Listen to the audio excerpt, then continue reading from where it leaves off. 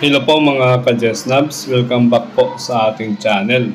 Meron po tayo uling good news, meron na naman pong PBB. Opo, PBB 2023 na naman po ito. Tingnan po natin ang mga bagong release na Notice of Cash Allocation. Una ay itong sa Division of Gapan City. Meron na silang 1.3 million pesos para sa PBB 2023. Nako, ito pa, Division of Zambales, more than 2 million pesos. Division of Olongapo City, 2.3 million pesos.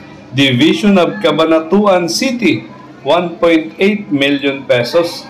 Division of Buños Science City, 1.2 million pesos. Ito pa, Division of San Jose City, 1.3 million pesos. Division of Nueva Ecija, 3.99 million pesos. Ito po again ay Notice of Cash Allocation na po ito para sa PBB 2023. Ito pa po mga ka-Jesnabs, nako ang lalaki. Division of Mandawi City, 42 million pesos para ulit ito sa PBB 2023. Ito pa, Division of Cebu City, nako, 106 million pesos. Division of Talisay City, 28.3 million pesos. Division of Carcar City, 20.7 million pesos. Division of Dumaguete City, 15 million.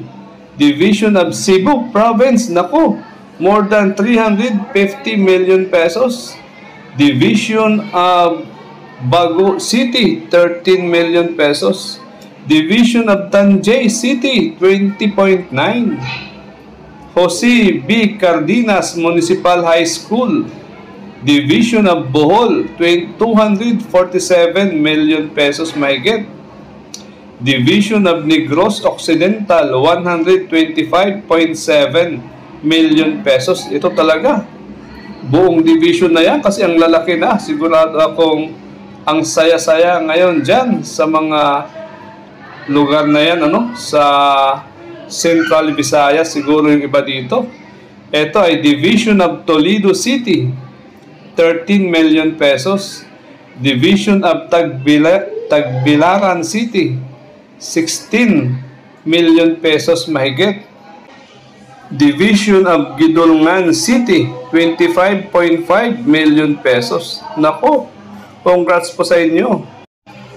Ito pa po, Division of Lapu-Lapu City, 59.4 million pesos. Again, para po ito sa FY 2023 PBB, Division of Danao City, 25.8 million pesos. Division of Bais City, 14M.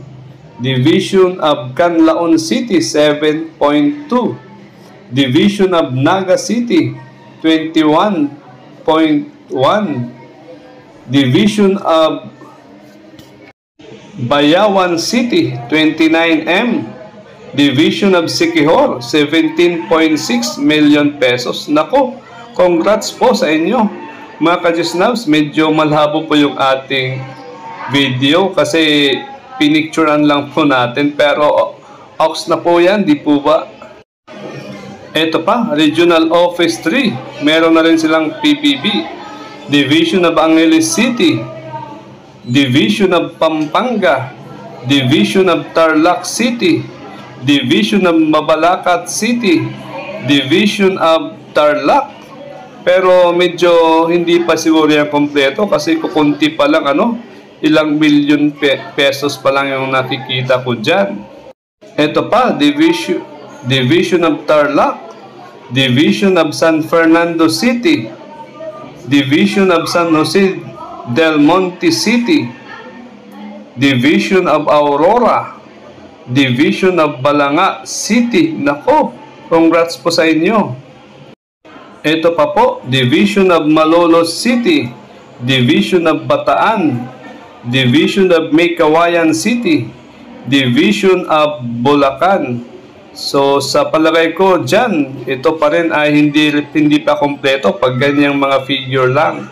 Unlike doon sa Cebu, ang lalaki talaga pag halos buong division ay merong PBB. Okay mga ka-Jesnabs, hanggang dito na lang po muna tayo. Thank you for having me. Subaybayan po natin ulit yung susunod na mga release ng PBB. Bye-bye!